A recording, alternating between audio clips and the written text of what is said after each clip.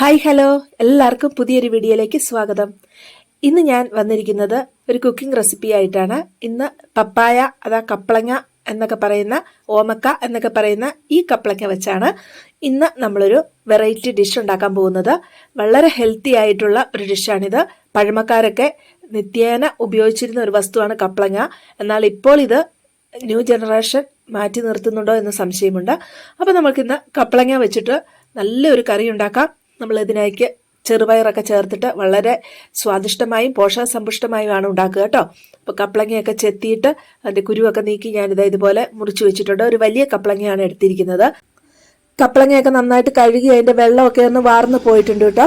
ഇനി ഒരു ഗ്രേറ്റർ എടുത്ത് വെച്ചിട്ടുണ്ട്. ഗ്രേറ്റർ ഏത് തരത്തിലുള്ളതാണെങ്കിലും നിങ്ങൾക്ക് യൂസ് ചെയ്യാം കേട്ടോ. അപ്പോൾ ഗ്രേറ്റർ ഇല്ലാത്തവർക്കൊരു മാർഗം ഞാൻ പറഞ്ഞു തരാം. ഇനി കുറച്ച് ചെറുപയർ ഞാൻ വെള്ളത്തിലിട്ടിട്ടുണ്ട്. ഒരു 2-3 പിടി, നമ്മുടെ കപ്പളങ്ങയുടെ അളവനുസരിച്ച് 2-3 പിടി ചെറുപയർ വെള്ളത്തിലിട്ട് വെച്ചിട്ടുണ്ട്. ഇനി കപ്പളങ്ങ ഇങ്ങനെ നീളത്തിൽ ഗ്രേറ്റ് ചെയ്തെടുക്കുക. ഗ്രേറ്റർ ഇല്ലാത്തവർക്ക് തേങ്ങ ചിരണ്ടുന്നത് പോലെ നമുക്ക് കപ്പളങ്ങ വട്ടത്തിൽ മുറിച്ചതിന് ശേഷം അതിനകത്ത് കുരു കളഞ്ഞിട്ട് ചിരണ്ടി എടുക്കാവുന്നതാണ്. അതാണ് പണ്ട് കാലങ്ങളിലൊക്കെ വീടുകളിൽ ഉപയോഗിച്ചിരുന്ന മാർഗവും അതുതന്നെയാണ്. ഗ്രേറ്ററൊക്കെ ഇപ്പോഴാണല്ലോ എത്തിയത്. അപ്പം ഇതുപോലെ ഇതൊന്ന് ഗ്രേറ്റ് ചെയ്തെടുക്കുക. ഒത്തിരി അങ്ങ് അരച്ച് കളയരുത്. നല്ല ഇതേട്ടോ, ഇതുപോലെ വേറെ വേറെ പീസുകളായിട്ട് കിട്ടുന്ന പോലെ ഗ്രേറ്റ് ചെയ്ത് അതിൻ്റെ ആ മുഴുത്ത കണ്ണിയുണ്ടല്ലോ ഗ്രേറ്റ് ചെയ്യുന്നത്, ആ മുഴുത്ത ഹോളിൽ കൂടെ ഗ്രേറ്റ് ചെയ്തെടുക്കുക. അപ്പോൾ ഇപ്പം കപ്പളങ്ങ എല്ലാം ഞാൻ ഗ്രേറ്റ് ചെയ്ത് മാറ്റിയിട്ടുണ്ട്. കുറച്ചേറെ കപ്പളങ്ങയുണ്ട്. കപ്പളങ്ങ കറികൾക്കൊന്നും നമുക്ക് കപ്പളങ്ങ, കുമ്പളങ്ങ, വാഴച്ചുണ്ട് ഇതുപോലെയൊക്കെ കറികൾക്ക് നമുക്ക് അളവിൻ്റെ ആവശ്യമില്ല. നമുക്കിത് ധാരാളം കഴിക്കാവുന്നതാണ്. അപ്പോൾ നന്നായിട്ട് ഗ്രേറ്റ് ചെയ്ത് വെച്ചിട്ടുണ്ട്. ഇനി ഇത് പിഴിഞ്ഞൊന്നും ആരും കളയരുത് കേട്ടോ. ചില ആൾക്കാരുണ്ട് ഇത് പിഴിഞ്ഞ് ഉപ്പിട്ട് പിഴിഞ്ഞ് കളയും. അങ്ങനെയൊക്കെ ചെയ്യുമ്പോൾ അതിൻ്റെ പോഷക ഗുണങ്ങൾ മുഴുവൻ നഷ്ടപ്പെടുകയാണ് ചെയ്യുന്നത്. അതുപോലെ തന്നെ അരിഞ്ഞതിന് ശേഷം കഴുകാനും പാടില്ല കേട്ടോ. അപ്പം അതിന് വേണ്ടിയിട്ടുള്ള അരപ്പിന് വേണ്ടിയിട്ട് എല്ലാം ഞാൻ റെഡിയാക്കി വെച്ചിട്ടുണ്ട്. തേങ്ങയുണ്ട്, കുറച്ചേറെ കപ്പളങ്ങ ഉള്ളതുകൊണ്ട് ഒരു തേങ്ങ മുഴുവനും ഉണ്ട്. പിന്നെ പച്ചമുളക്, ചുമന്നുള്ളി, കുറച്ച് വെളുത്തുള്ളി, കറിവേപ്പില, മഞ്ഞൾപ്പൊടി, ഇത്രയുമാണ് ഞാനിപ്പോൾ അരപ്പിനായിട്ട് അരച്ച് ചേർക്കുന്നത്.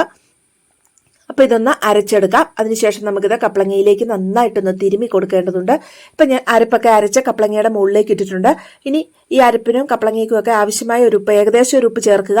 കപ്പളങ്ങയ്ക്കൊക്കെ ഉപ്പ് കുറച്ച് കൂടുതൽ വേണ്ടി വരും, ബാക്കി പിന്നീട് ചേർക്കാവുന്നതാണ്. അപ്പോൾ ഏകദേശം ഒരു ഉപ്പൊക്കെ ചേർത്ത് നന്നായിട്ട് ഈ അരപ്പ് തിരുമ്മി കപ്പളങ്ങയിലേക്ക് പിടിപ്പിക്കുക. നമ്മൾ ഇതിനകത്ത് വേറെ വെള്ളമൊന്നും ചേർക്കേണ്ടതൊന്നുമില്ല.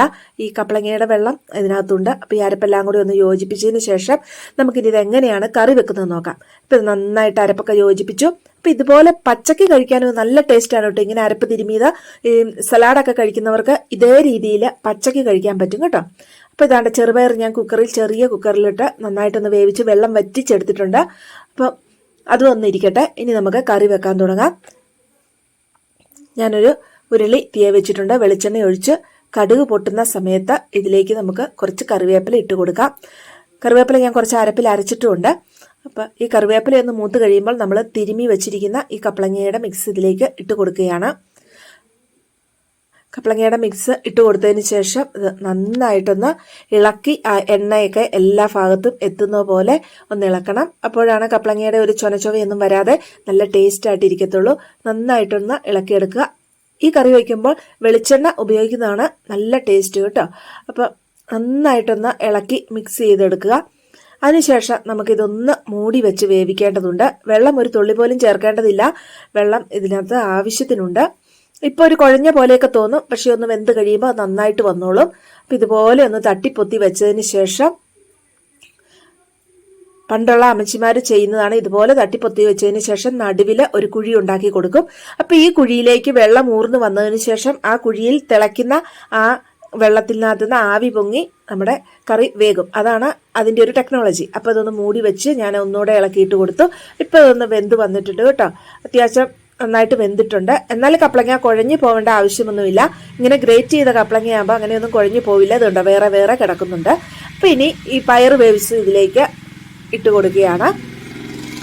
കപ്പളങ്ങയുടെ അളവനുസരിച്ച് ഏകദേശം പയർ നിങ്ങൾ വേവിച്ചെടുക്കണം കേട്ടോ.